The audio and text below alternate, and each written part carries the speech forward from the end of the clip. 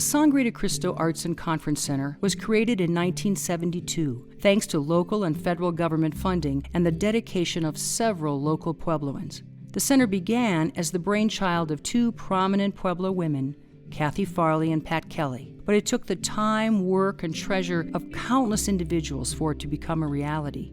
A lot of people have asked how Pat and I came up with the idea of the Art Center, but it was really more than Pat and I. Pat Kelly and Kathy Farley met while they were both active members of the Pueblo Service League, a civic organization of women which is today known as the Junior League of Pueblo. We were both active in Pueblo Service League. I moved to Pueblo in 1960. I was asked to join the Service League, which is a boon of friendships. I knew only one person when I moved here. It's important to know that the Kellys and Farleys were already friends. They were fundamentally friends and committed to the community, and it worked. Pat and Kathy soon learned they shared a love of the arts, and they both were asked to serve on the newly created Pueblo Arts Council, which was considering the possibility of building an arts center for Pueblo and southern Colorado.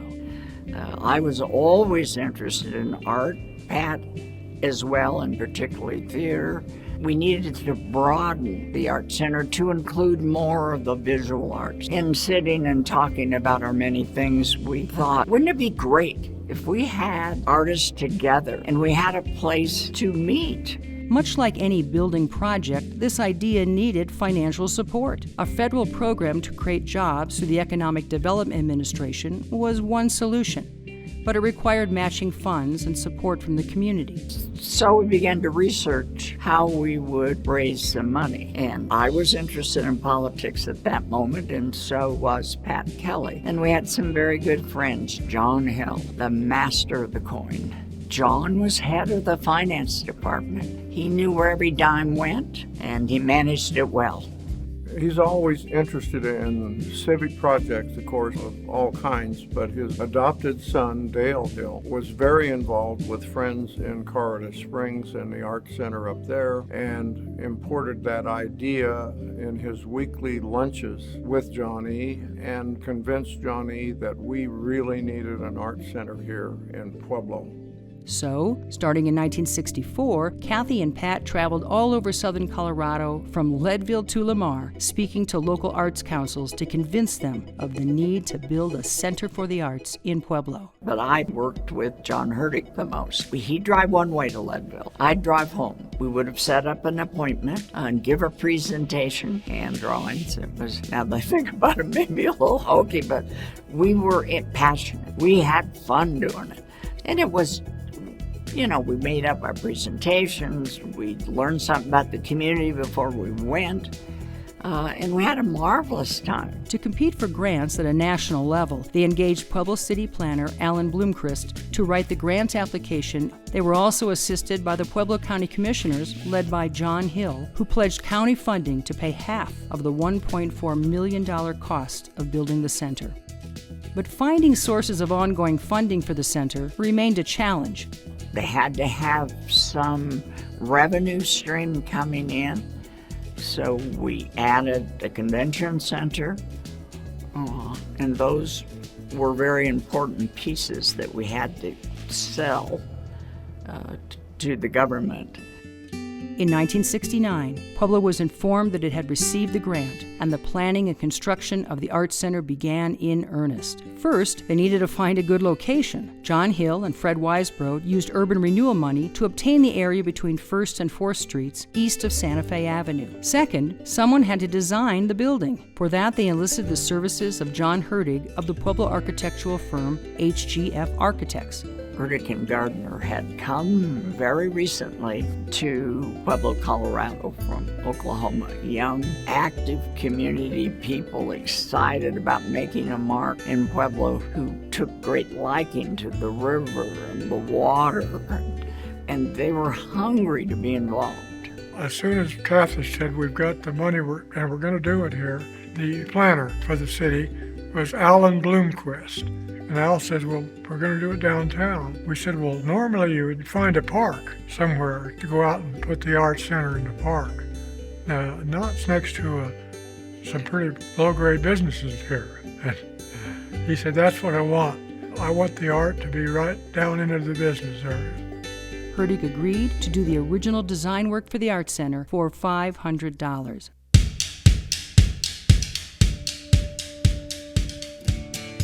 The contemporary design featured two multi-purpose buildings separated by a paseo with a fountain that flowed down a staircase. From the top of the stairs, visitors would be treated to a view of the city's downtown area. We came down and looked at the site, and I started to say that if you're going to do a building of the complexity and the variety that was to be in this facility, you'd be looking at a nice flat site that had access on all four sides. That made it easy to put the feature items where you want them in the building. So the first problem was we're going to be looking at doing this on a hillside. One day we were looking at this and he said, let's separate these. Let's make this two buildings.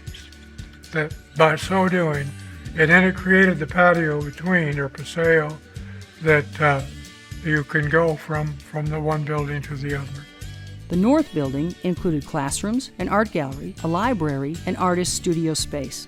The south building included the conference facility, a dance studio, and a 500-seat theater. Construction was done using local Pueblo labor, and the brick for the structure was sourced from Pueblo's own Summit Brick Company. During construction, the site sign read, the Sangre de Cristo Creative Arts and Conference Center, and that plural on arts was important. The Sangre de Cristo Arts and Conference Center opened to fanfare the first weekend in June of 1972, and the performances and activities reflected the diverse art interests of the people of southern Colorado. There was an opera performance from a well-known opera singer from Pueblo, as well as dance troupes, mariachi and folk music, a barbershop quartet, plays, and a light show. Kathy Farley served as MC for these performances and got to experience the joys of live production firsthand when her sound system cut out during her speech. And I'm in this smashing dress, and I'm up there on the stage, and there's no sound. And after 10 minutes, I thought, oh, heck, I'm just going to give my speech. But fortunately, the rest of the weekend went really well. The Art Center was off to an exciting start. District 60 educator Maggie Divelbis was then recruited by Kathy Farley and Pat Kelly in 1973 to join the staff at the Art Center, becoming only the fourth employee. Well, she and Kathy and Pat were always very good friends. Matter of fact, I think Pat and Kathy helped talk to Mag to get out of teaching and do the Art Center. In the beginning, she preferred to be just in second and not running the show. And after a couple of years, she had the opportunity, and she then decided, yes, running the show was the best. And her life then became committed to the Art Center. During her tenure, she oversaw unparalleled fundraising success and expansion of the Art Center, including the addition of multiple galleries and the building of the Buell Children's Museum in 2000. Maggie, her staff, and the Board of Trustees ensured the Art Center would continue to grow through the generosity of dedicated Puebloans. The Art Center holds the light of artistic excellence in our region. This torch continues to be lit with gifts from Bob Rawlings and his daughter Jane, and Lavert W. and Frank S. Hogue Jr., who gifted funds to establish a gallery in their name nearly 40 years ago.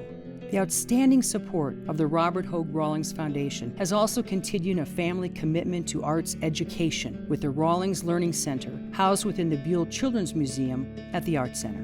Dr. Jarvis and Mary Jo Riles and the Riles Family Foundation represent another group of dedicated Puebloans who generously created the Riles Library in the Helen Thatcher White Building. It was the friendships that Maggie stewarded with donors, stakeholders, and volunteers alike that set the template for today's Art Center. Treasured advisors, including benefactor and political dynamo Bob Jackson, gave her a well-rounded perspective that enabled the Art Center to grow in a responsible way that ensured it would be treasured and enjoyed by generations to come. I feel several reasons that he was dedicated to the museum. One, his love for art.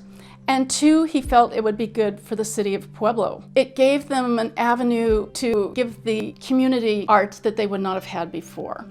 And it would give a different status to the city.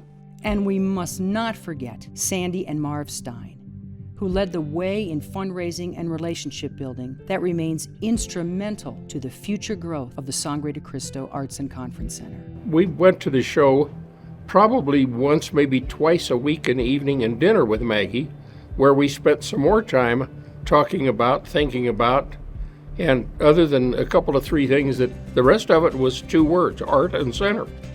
They spent their lives selling whatever program it happened to be. They were salesmen, but they weren't selling a product that brought them anything. They were selling a product that brought the community something. In her work, Maggie displayed a can-do Pueblo attitude that reflected the qualities of both Kathy Farley and Pat Kelly. She just loved the arts, and it became her goal just to be involved, and the only way she could be involved was if she did it 120%. Everybody knew Maggie, whether they were running from her because she was trying to get a donation or just being friendly. One of Maggie's signature accomplishments was her work, along with Malin Butch Thatcher White, to acquire longtime Pueblo businessman Francis King's massive Western art collection for the Art Center.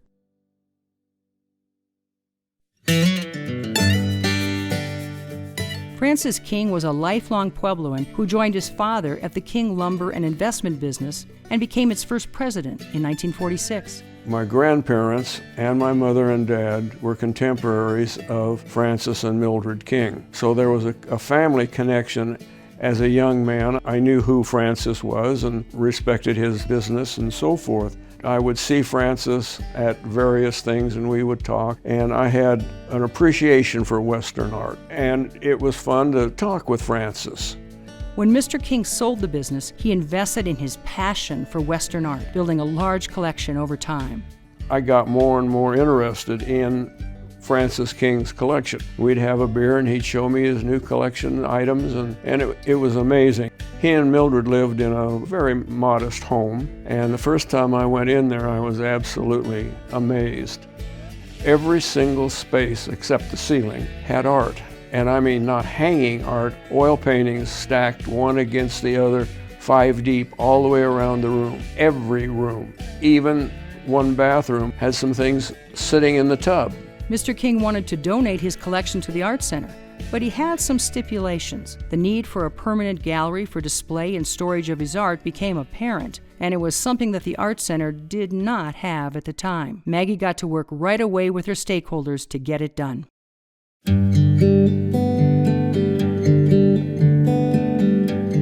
Helen Thatcher White had grown up in Pueblo, a child of the prominent Thatcher family. As president of the Thatcher Foundation, Helen worked with her son Malin on many groundbreaking projects in Pueblo, including the purchase of the first furnishings for the Arts Center lobby. This kind of quiet, no-nonsense gift-giving was typical for the pair. Her wish was to have a memorial of some variety in Pueblo for the Thatcher family and for herself, and would be something to give back to the community. The first thing I said to Maggie was, this conversation is an absolute confidence. You can't tell anybody who's involved or what it's for or anything. Maggie's leadership, with Helen Thatcher White's support, fulfilled Francis King's donation requirements, and the Helen T. White Gallery plan began. John Hurtig was again tasked with the design, which included galleries, administrative offices, and a children's museum. And after the Thanksgiving dinner, everybody was pretty well gone except Mom and me, and I said, I got something I want to show you. And she said, well, what's that? Well, in the meantime, I'd gone into the dining room and brought this out of the closet and set it in the middle of the dining room table. And I said, take a look at this. This could be the Helen Thatcher White Gallery. And Francis King says, if this all would come to the way it's laid out, he says, I'll give my collection. And she said, is this really a possibility?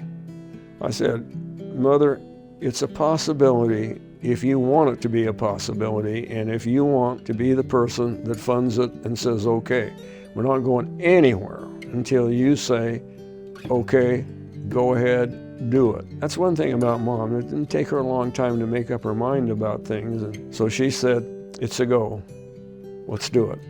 Work on the gallery broke ground in 1981, and construction proceeded quickly. The $1.3 million donation from the Thatcher White family that built the Helen Thatcher White Gallery to house Mr. King's collection created another jewel in the crown of Pueblo. The gallery officially opened in December of 1982, and unfortunately, Helen T. White passed away soon after, in January of 1983. The addition of these galleries meant the Art Center now met national standards for art exhibit galleries, meaning national museums and collectors would loan items to the museum for display in Pueblo. More importantly, Francis King's collection of hundreds of Western paintings and sculptures representing each of the Taoist 10 in the collection was gifted to the Art Center. In the 50 years since its founding, the Sangre de Cristo Arts and Conference Center has been fueled by the unwavering vision and dedication of countless benefactors, staff, civic leaders, and visionaries, making it truly a Pueblo jewel. The irreplaceable people we honor made the Art Center what it is today, just as a new generation of leaders will carry it into the next 50 years of progress.